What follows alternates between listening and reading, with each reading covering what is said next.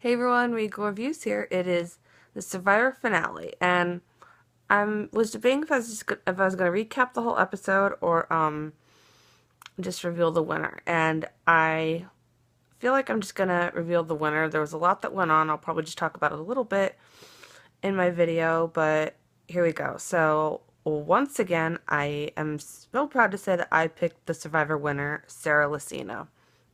Congratulations, Sarah. That was a well-deserved win.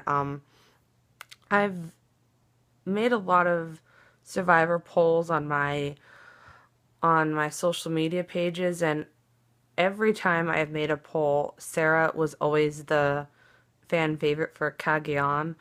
And I always said to myself, if Sarah ever had a second chance to come back and play Survivor, she would definitely win it. And she definitely deserved this win. She made the moves she needed to get to the end and win. She she found the advantage that anybody could have seen if they would have paid attention. It was sitting there right by the sit-out bench, but she found it. She also got Sierra to wield her legacy advantage to her, and she knew that she had to get Sierra off, but she had to get her off in a way that she would still wield her legacy advantage to her.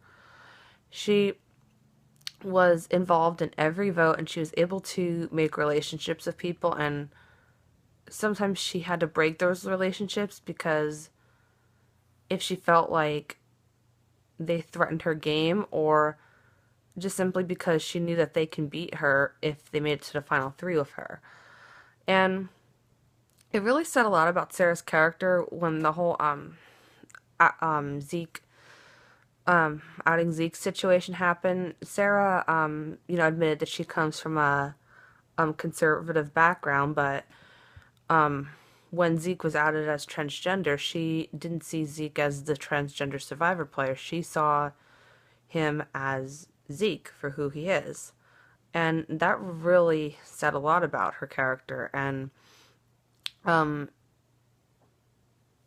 she was able to, she was actually at that point then one of Zeke's biggest supporters.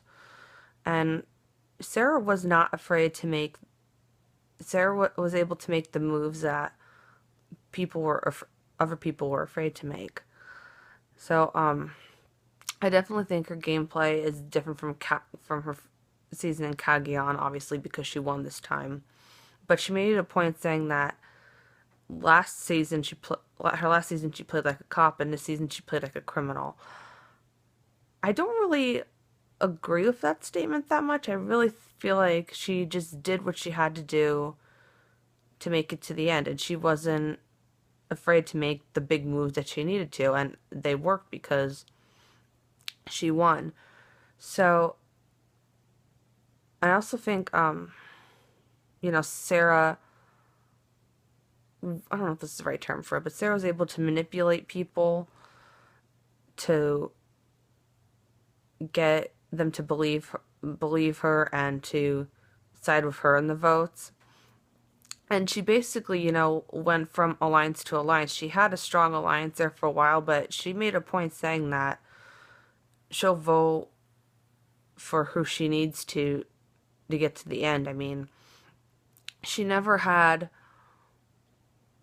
like one solid alliance that she was close with the whole time. I mean, I think with the exception of Zeke, but really it seemed like she played by herself the whole time. So, congratulations, Sarah, on winning Game Changers. I always knew you would win.